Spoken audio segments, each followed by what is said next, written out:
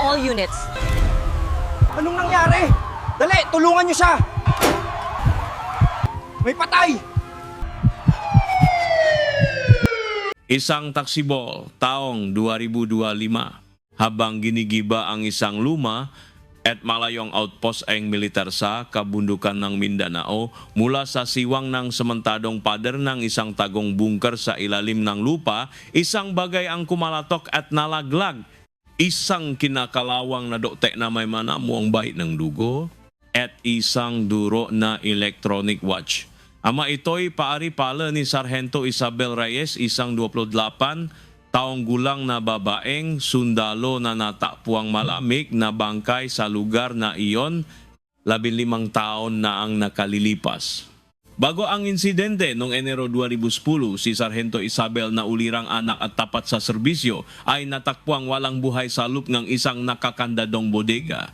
Ang mas nakakagimbal sa resultang autopsy, may 5 buwang sanggol sa kanyang sinapupunan.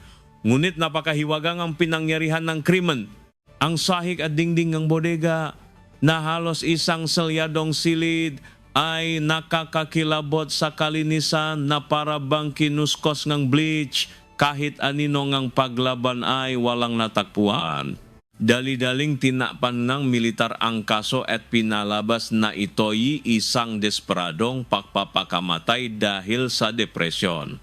Ang humihikbing panawagan ng kanyang ina mula sa probinsya ay isinantabi at binalewala. Tinawag siyang duwag na babaeng sundalo ngang lipunan at dahan-dahang kinalimutan. Ngunit ano nga ba ang tunay na nangyari sa gabing iyon sa isang selyadong outpost na puro kalalakihan? Paanong ang isang 5 buwang buntis ay mapapatay ng walang kahit isang bakas ng paglaban? At anong katotohanan ng nakatago sa loob ng durok na relong iyon na natakpuan makalipas ang 15 taon? Upang mabiyang ang hustisya ang sinapit ni Sargento Isabel Reyes, bago natin simulan, mag-subscribe at mag-iwan ng komento kung saan ninyo kami pinapanood. Ang inyong suporta ay makbabalik bilang biyaya sa inyong pamilya. Simulan na natin ang kwento. Taong 2010 sa pinakadulong kampo ng militar sa Mindanao, ang hanging amihan ay nanunuot sa bawat siwang ang alambreng bakot sa isang gabing nageyelo. Isang batang sundalo na nagroronda ang napahinto sa tapat ng isang nakakandadong bodega. Ang kalawangin na kandado ay wala sa dapat nitong pagkakabitan at may manipis na liwanag na sumisilip mula sa siwang ng bakal na pinto. Dahan-dahang itinula ng sundalo ang pinto at tumambad sa kanya ang isang babaeng sundalo na naka-uniforme at nakahandusay sa sementadong sahig. Siya si Sargento Isabel Reyes, ang pinakamasipag na babaeng non-commissioned officer sa buong kampo. Hinawakan ng nangingini na kamay ng sundalo ang pulso ni Isabel. Ngunit wala na itong tibok at ang balat niya ay malami na umalingaw-ngaw ang alarm bell. Ang buong kampo ay nagagulo at dumating ang military police MP at ang mga military doctor. Ang resulta ng autopsy ay isang malaking dago. May 5 buwang sanggol sa sinapupunan ni Sargento Isabel. Ang makapal niyang battle dress uniform at mabibigat na gamit ang natakip sa pababago ng kanyang katawan. Ang madalas niyang pagsusuka at pagpunta sa banyo na sinasabi niyang dahil sa hyperacidity ay sintomas na palang paglilihi. Siniyasat ng nga investigador ng MP ang bodega, ngunit walang anumang bakas ng sa pilitang pagpasok. Ngunit hindi lang iyon ang kahinahinala. Ang lupngang bodega ay nakapangingilabot sa kalinisan. Bilang isang abandonadong lugar, dapat sanay puno ito nga alikabo at agiw, pero ang sa ikat ilang bahagi ngang pader ay puting-puti na parang binuhusan ngang bleach. Mula sa kanilang probinsya, ang ina ni Isabel na si Aling Elena Reyes ay halos manlupaypay sa harap ng gate ng kampo. Hindi magagawa ng anak ko yan. Hindi niya sasayangin ang buhay niya. Ang sigaw ni Aling Elena ay tinangay lamang ng malakas na hangin. Walang sinumang nakinig. Isang mabigat na katahimikan ang bumalot sa buong kampo na para bang may isang hindi nakikitang puwersa ang pumipigil sa lahat. Ang sundalong unang nakakita, Sa bangkay ay dinala sa interrogation room ang MP. Nangingini niyang sinimulang isulat ang kanyang salaysay. Isinulat niya na may nakita siyang isang anino na mabilis na gumalaw papalayo sa direksyon ng bodega. Sa sandaling iyon, bumukas ng malakas ang binto. Nakatayo ron si Coronel Arturo Vargas, ang kanilang battalion commander. Walang imik si Coronel Vargas. Tinitigan niya lamang ng diretso sa mata ang batang sundalo, isang tingin na mas malamig pa sa yelo. Natigilan sa pagsusulat ang sundalo. Namutla ang kanyang mukha at pinagpawisan ng malamig. Kinuha niya ang papel na sinusulatan, nilukot ito at isinilid sa kanyang bulsa. Noon lamang tumango si Coronel Vargas at umalis. Makalipas ang 2 araw, humarap si Coronel Vargas sa pamilyang biktima. Lumuhod siya sa harap ni Aling Elena, iniabot ang isang sobrang tulong pinansyal at yumuko ng malalim, kasalanan ko po. Hindi ko naprotektahan ang aking tauhan. Patawat po. Sa harap ng namumulang mata at garalgal na boses ng koronel, yumuko rin ang ibang nga opisyal. Ngunit sa isang iglap, nang alisin niya ang tingin kay Aling Elena, nakbago ang anyo ni Coronel Vargas. Ang kanyang balikat ay muling tumuwit at ang mga matang namumukto ay naging kasing tigas ng salamin. Mabilis itong nangyari bago niya muling isuot ang maskara ng kalungkutan. Kinabukasan, ipinatawag ni Coronel Vargas ang lahat ng tauhan sa kampo. Sa gitna ng nanunuot na lamig, nagsalita siya. Ang insidenteng ito ay isang internal matter na sakop ng military security. Sinumang maglalabas na impormasyon ay mananagot sa akin. Walang nangahas na umimi sa daan-daang sundalo. Tanging ang ihip ngang hangin ang maririnig ng gabing iyon habang nililipit ng kasamahan ni Isabel sa baraks ang kanyang gamit. May napansin itong kakaiba sa loop ng bot ng gamot sa tiyan. May mga piraso ng puting tableta na hindi naman para sa hyperacidity. Nang tingnan niya ito sa kanyang palad, biglang lumapit ang kanilang personnel officer. Akin na yan. Agresibo niyang inagaw ang mga piraso ng tableta. Naglakad siya patungo sa banyo, itinapon ng maito sa inidoro at binuksan ng gripo.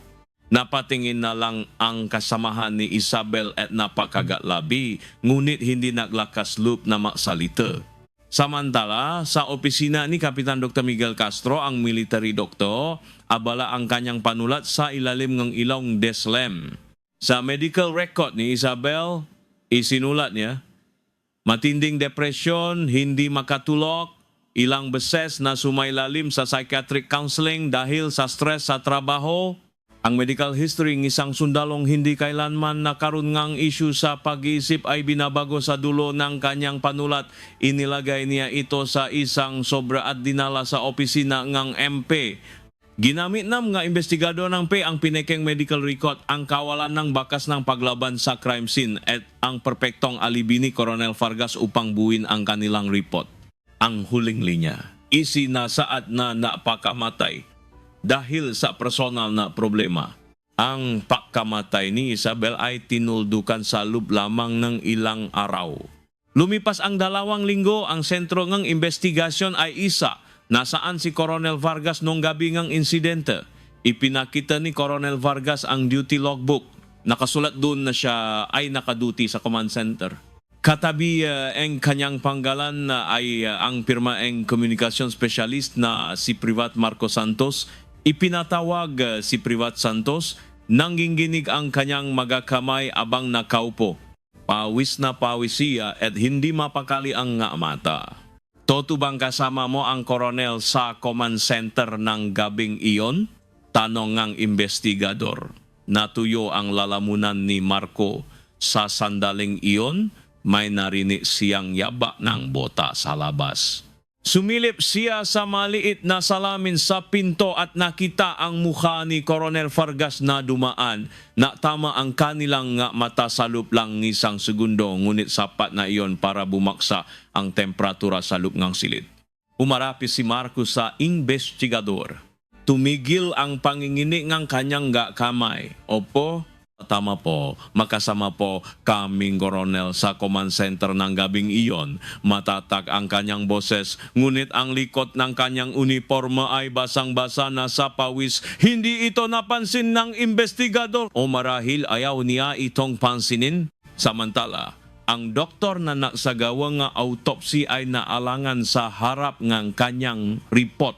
May bahagyang marka ng sakal sa lig ni Isabel, ngunit hindi sapat para masabing ito'y malinaw na ebidensya ng pakpatay. Ilang beses niyang binitawan ang kanyang panulat. Biglang tumuno ang telepono. Ang boses sa kabilang linya ay maikli at marin, isang utos mula sa nakatataas na opisyal. Ibinaba niya ang telepono, tumingala sa kisame at isinulat sa report ang sanhi ng kamatayan, asphyxia. Walang anumang salitang napapahiwating ng papatay ang isinama sa ulat. Sa labas ng kampo, naroon si Aling Elena. Mula umaga hanggang gabi, nakaluhod siya sa malamig na aspalto. Yakap-yakap ang larawan ng kanyang anak at sumisigaw ng hustisya hanggang sa mamaos. Ang magwardiya ay hindi siya pinapansin. May utos, bawal pumasok ang sibilyan, bawal makipag-usap sa nagre-reklamo. Ang kanyang nga iya ay nawawala lang sa hangin. Sa gitna ng investigasyon, isang mahalagang ebidensya ang lumitaw. Isang maliit na notebook ang natakpuan sa locker ni Isabel. Nakasulat doon ang detalyadong talaan ng pagnanakaw ng supply sa kampo, petsa, dami at posisyon ng nga sangkot. Patunay na si Isabel ay hindi lang isang tahimik na sundalo. Sinusubaybayan niya ang katiwalian sa kanilang hanay. Nang basahin itong hepe ang MP, nanigas ang kanyang mukha. Sa dulo ng listahan ay nakasulat ang pangalan, Coronel Arturo Vargas. Ikinandadong hepe ang notebook sa kanyang drawer. Kinagabihan, sa isang mamahaling KTV bar sa Maynila, nakita ang dalawang lalaki, si Coronel Vargas at ang hepe ng P. Nakabot si Vargas ng isang makapal na sobre. Tainingnan ito ng hepe at tahimik na isinilit sa kanyang bulsa. Kinabukasan, umugong ang tuno ng paper shredder sa opisina ng hepe. Ang notebook na pinabuhisan ng buhay ni Isabel ay naging maliliit na piraso ng papel. Nang hapong iyon, isang batang investigador, si Teniente David Cruz, ang tanging naniniwala na may naganap na pakpatay. Isang sobre ang ipinatong sa kanyang mesa, isang transfer order. Mula sa Mindanao, ililipat siya sa isang tahimik na supply unit sa Luzon. Walang abiso, agarang pek-alis. Tinitigan ni David ang folder ng kaso ni Isabel. Napakuyom ang kanyang kamao, nangit-ngit ang ngipin at sinimulang maimpake. Isang buwan matapos ang insidente, inilabas ng military prosecution ang pinal na resulta, pagpapakamatay dahil sa matinding depression at stress sa trabaho. Isang linyang conclusion. Isang bulang seliyongang sa closet ang tumata sa folder. Ang libing ni Isabel ay simple at tahimik. Si Coronel Vargas ang unang nakalay ng bulala. Lumuhod siya, tinapan ang kanyang mukha at humikbi. Ang kasamahan niyang sundalo ay nakatayo lang, ngunit ang kanilang mata ay walang buhay. Ang manakakaalam ngang katotohanan ay hindi makapagsalita. Ang mga walang alam ay hindi naktanong. Isang nakabibinging takot ang bumalot sa buong kampo. Nang matapos ang libing, si Aling Elena, yakap ang malamig na urna ng kanyang anak, ay dahan-dahang lumabas ng kampo. Ang kanyang likot ay kuba na sa bigat ng kalungkutan. Sa bintana, NH Opisina NH Coronel, nakatayo si Arturo Vargas. Isang bagong medalya ang nakasabit sa kanyang dibdib. Habang pinakmamasdan niya si Aling Elena, isang ngiti ang unti-unting sumilay sa kanyang labi. Taong 2025 tagsibol. Sa harap ng Department of National Defense, DND, sa Camp Aguinaldo, may isang maliit at kupas na banig. Nakaupo roon ang isang matandang babae na puti na ang buho, si Aling Elena. Ang babaeng nasa katanghalian ng buhay noon ay isa ng 77 taong gulang na lola na halos kuba na. Sa kanyang kandungan ay ang larawan ni Isabel at sa tabi niya isang platsyat na may kupas na sulat, "Ang anak ko ay hindi napakamatay." Ulan o araw, hindi umalis si Aling Elena. Sa mga unang taon, may mga humihinto pa, ngunit sa paglipas ng panahon, naging bahagi na lang siya ng tanawin. Hindi na siya pinapansin ng mga empleyado ng DND at tinatawa na lang siyang yung matanda ng guwardiya. Nang araw na iyon, maagang dumating si Aling Elena, ngunit habang inilalabas ang larawan ng anak, natigilan siya. Isang matinding kirot ang sumalakay sa kanyang dibdib. Hindi siya makahinga. Bumaksak si Aling Elena sa semento. Tumawa ng ambulansya ang isang nakdaraan habang isinasakay siya sa stretcher. Bumulong ang kanyang tuyong labi, Isabel, hindi patapos si Nana. Sa parehong araw, sa isang seremonya sa Fort Bonifacio, isang marangyang pagtatanghanggang bandang militar ang nagaganap.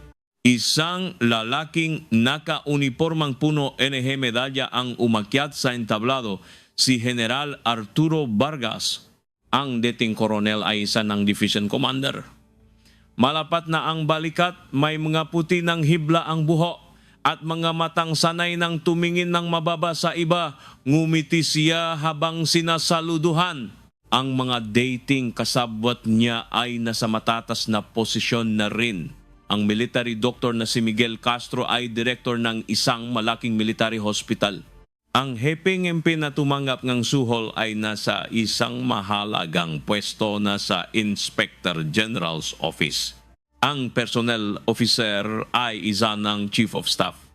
Ang mga taong itinanim ni Vargas ay bumuo na isang hindi matinag na kartel na nagpoprotekta sa isa-isa.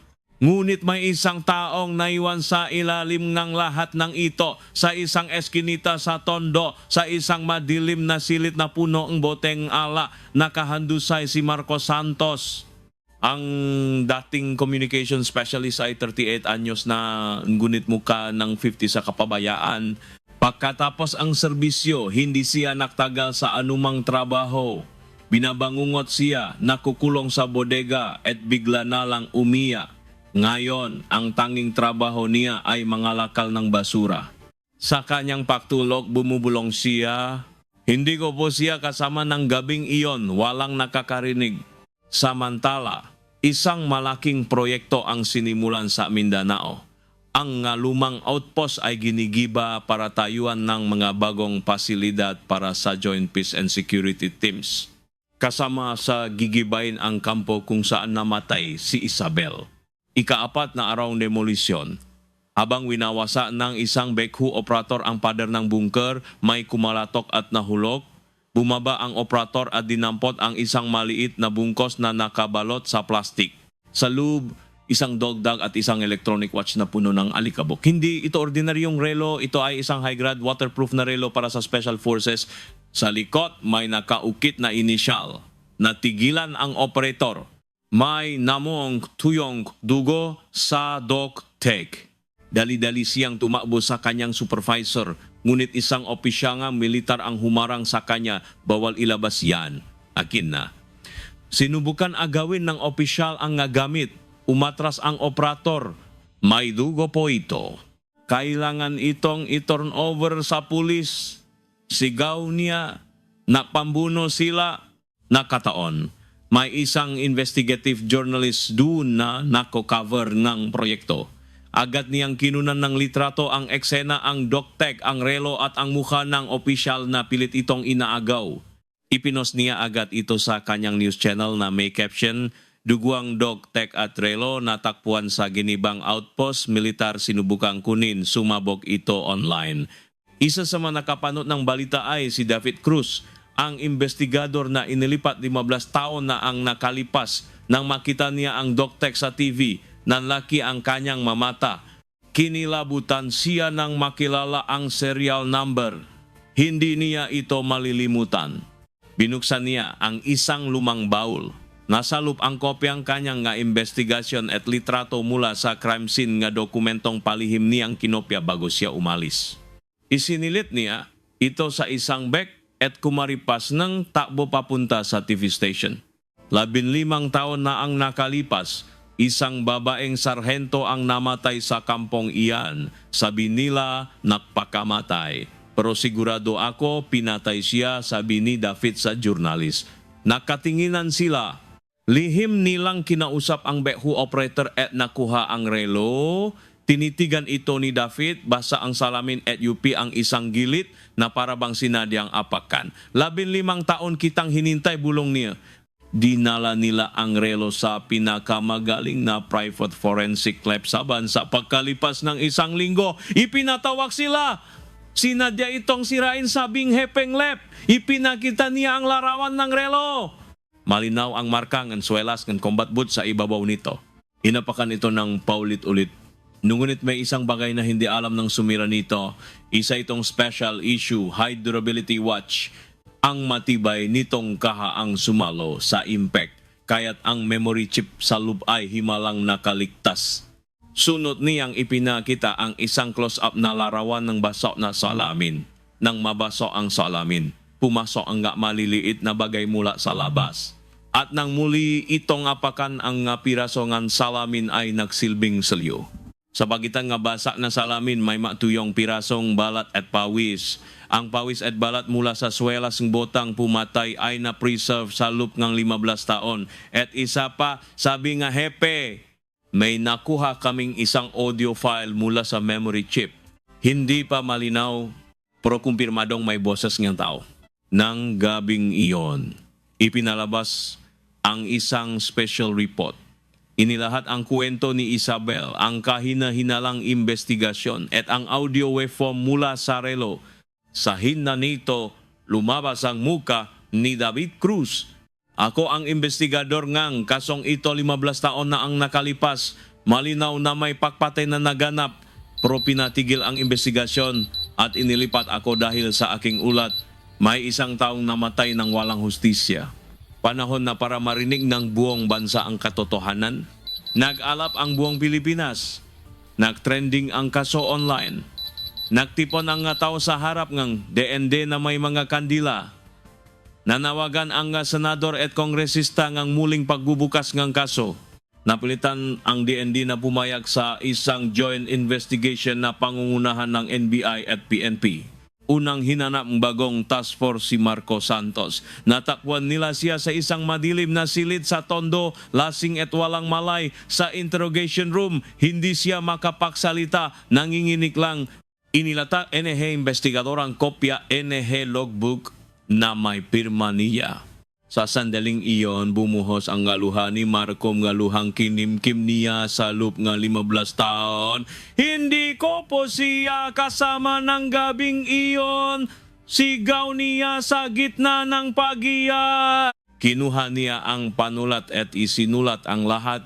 Ang pababanta ni Vargas na isa sa ilalim, siya sa court martial at ang takot na bumalot sa kanya bilang isang batang sundalo. Gamit ang testimonya ni Marco at ang audio file, na-issue ang prosecution ng arrest warrant para kay General Arturo Vargas. Sinalakay ng nga ahente ang kanyang opisina. Nakaupo lang si Vargas, nakakape, walang bakas ngamba. Tuloy kayo, sabi niya, sa tabi niya. Nakatayo ang 5 sa pinakamagaling na abogado sa bansa, mga dating piskal at huwes. Sinuring lead counsel ang warrant. Ang sakop lang nito ay ang opisina, hindi kasama ang kanyang bahay at sasakyan. Huwag kayong gagalaw wala sa warrant. Pinabagal nila ang search operation. Kasabay nito, naglabas silang press release.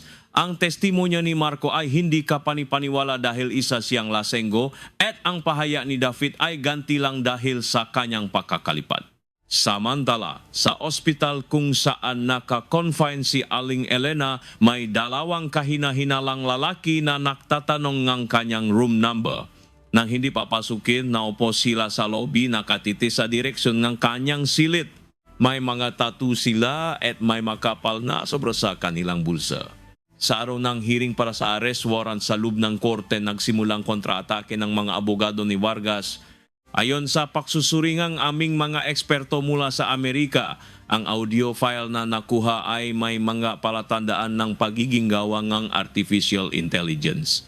Naksumite sila ngang isang ulat. Nagulantang ang prosekusyon. Kasabay nito, habang dinadala si Marcos Santos sa korte, isang itim na van na walang plaka ang humarang sa kanilang sasakyan. Bumaba ang 4 na lalaking nakamaskara. Hinila nila si Marco palabas at walang abang pinaksisipa. Bago pa makatugon ang mga bantay, tumakas na ang mga lalaki. Si Marco ay duguan at walang malay. May mga balisata diyang at hindi may mulat ang isang mata. Nang malaman ito sa korte, namutla ang piskal. Ibinabang ni hukom ang desisyon dahil sa pagliban neha pangunahing testigo at sa pagdududa sa ebidensyang audio, ang petisyon para sa arrest warrant ay ibinabasura. Sa labas ni Garchi, hinarapin ni Vargas ang gimedya, mukhang gipagodya tinapi. Ngunit nang tumalikot siya, isang ngiti ang sumilay sa kanyang labi. Nagsimula ang karera laban sa oras. Malapit nang mag-expire ang prescription period ng kaso. Sa bawat pagdinig, dumarating si Vargas na naka-wheelchair. May dalang medical certificate ng isang pambihirang sakit. Paulit-ulit na napospone ang hearing.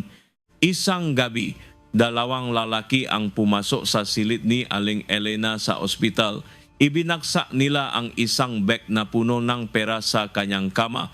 Lola, sapat na yan para sa inyo. Pirmahan niyo lang tong kasunduan. Dahan-dahang bumangon si Aling Elena. Kinuha ang isang bungkos ng pera at ibinato ito sa mukha ng lalaki. Mabubuhay bang pera niyo ang anak ko? Sigaw niya. Pagkatapos niyong patayin, susuhulan niyo ako, mga demonyo. Hinahanap din nga ang prosecution ang kasamahan ni Isabel na nakakita nga tableta, ngunit natapuan na lang nila ang kanyang bahay na may nakasulat na manahimik ka kung ayaw mong madamay. Naglaho siya na parang bula. Pati ang isinalbang kopya ng notebook ni Isabel ay hinarang sa korte dahil daw ito ay isang national security risk. Isang umaga, sa gitna ng kawalan ng paasan ng prosecution team, pumasok ang isang babae. Siya si Dr. Mina Santiago, isang forensic scientist na kararating lang mula sa Amerika. Tingnan ko ulit ang relo, sabi niya. Lahat ay nakatuon sa memory chip. Pero ang titingnan ko ay ito. Itinuro niya ang larawan ng tuyong material sa pagitan ng basag na salamin. Kung may DNA diyan, matutukoy natin ang salarin. Dinala ang relo sa NBI Forensic Lab.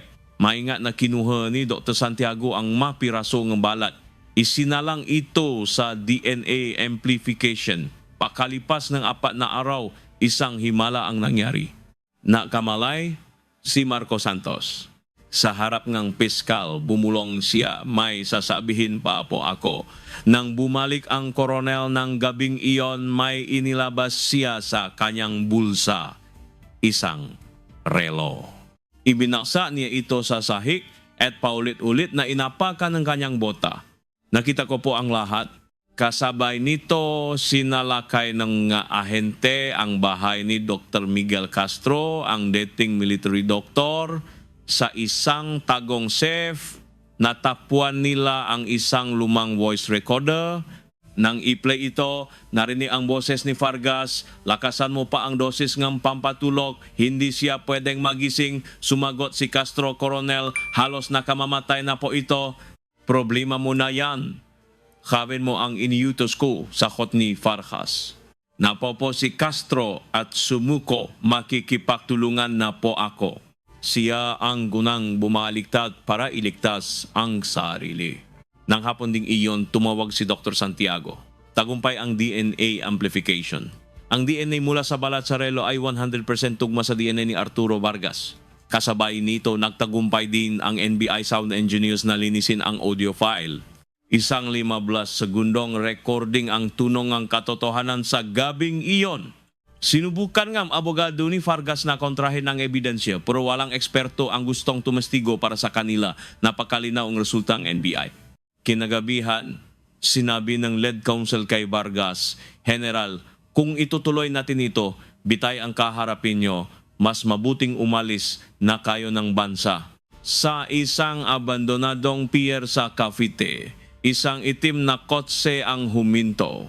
Bumaba si Vargas patungo sa isang maliit na bangka. Ngunit sa likod ng container van, lumabas si David Cruz. Buong panahon pala ay minamanmanan na niya si Vargas. Tumakbo si Vargas, hinabol siya ni David. Bago pa maabot ni Vargas ang bangka, sinunggaban siya ni David at pinosasan. 15 taon, sabi ni David, humihinga. Ngunit kinabukasan, sinabing abogado sa korte, ang kliyente namin ay may hobby na mangisda mag-isa sa gabi dahil sa insomnia. Hindi iyon paktakas, muli siyang nakalusot.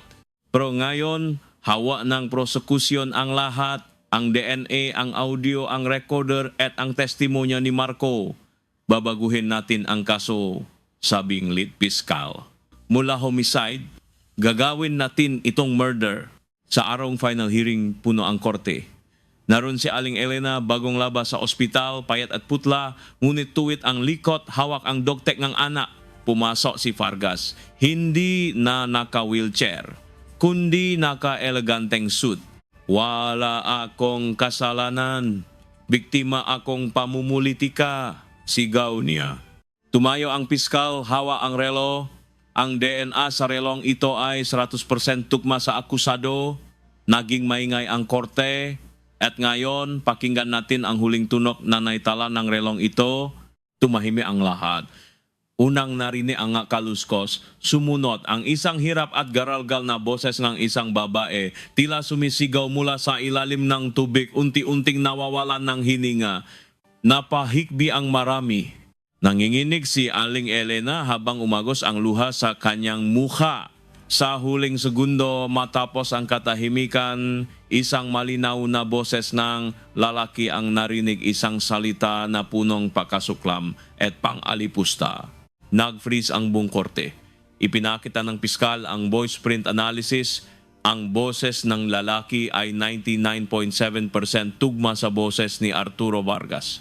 Ipinakita rin nila ang resulta na ang audio ay hindi gawa ng AI na paupo ang emega abogado ni Vargas. Tinawa ang testigo, si Dr. Castro at si Marco Santos na may benda pa sa ulo. Inamin ni Castro ang lahat, inamin ni Marco ang lahat. Sa gitna ng kanyang pag-iyak, humingi siya ng tawad. Sa sandaling iyon, sumabog si Vargas. Sinungaling! Huwag niyong pakinggan ang lasanggong yan. Tumayo siya at sinugot ang piskal. Inawat siyang gwardiya. Matraidor kayo! Ako ang gumawa sa inyo, sigaw niya. Nautusang hukom na konsulinsiya. 4 na sundalo mula sa Honor Guard ang lumapit. Huwag niyo akong hahawakan, alam niyo ba kung sino ako? Isang sundalo ang pumilipit sa kanyang braso, isa pa sa kabila, lumuhot si Vargas at sumubsop sa sahig. Ang kapangyarihan at dahas na kanyang ginamit sa buong buhay niya ay siya na ngayong dumadagan sa kanya.